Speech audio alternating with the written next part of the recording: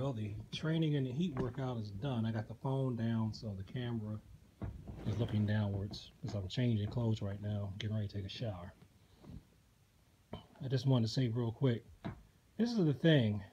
I feel like if you're training for self-defense and overall health and wellness, then every once in a blue moon you got to do something like that, like training in the ridiculous weather.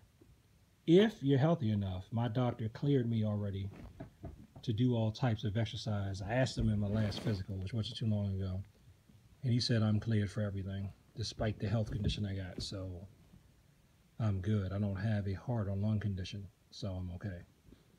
I wouldn't have tried something like that if I knew that I wasn't medically cleared to do so. And now the thing is, if you're a competitor, if I was a competitor, or if I was training a competitor, I might not necessarily have a competitor do something like that unless I knew that the contest was going to be in the heat. And that's because I'm going to want my competitor to save their strength as much as possible. And to be, just saving their strength, trying to build as much muscle, trying to build as much endurance as possible. But if the contest is going to be in the heat, or let's say the contest was going to be someplace really cold, I'd have my competitor do some training in the cold after I got the skill building down, because that's how my son's team in high school won the state championships. They trained in the cold. He was playing football. The coach had them working out in the cold for a long time. He didn't have them buy the special long johns until right near the end. And you can see the difference because the team they were playing, the other guys were bigger than them. And they didn't have as much skill as my son's team, but they made up for it in size, so they were physically matched.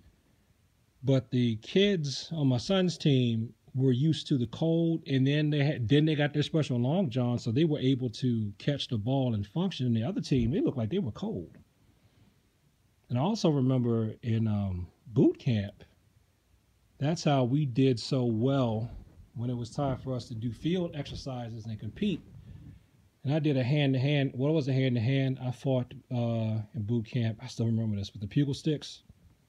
And the reason why we won, I think, is because the air conditioner wasn't working in our barracks.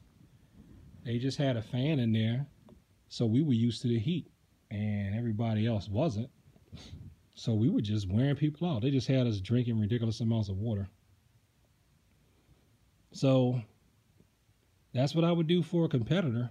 I'd try to find out what the avenue or the location of the contest was like, and train my player/fighter or whatever competitor to match that environment to the best possible, so they have a psychological advantage, so they feel comfortable.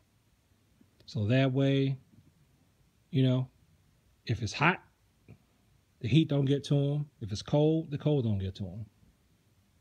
That's probably how I won it. Well, I lost it on points, but that's probably how I knocked the guy out in the amateur boxing matches, because the heat. I was used to the heat. He wasn't. It was like 100 degrees in there. Talk about a smoker. Anyway, I think that's going to be it for today. And I'll make some more videos tomorrow. Peace.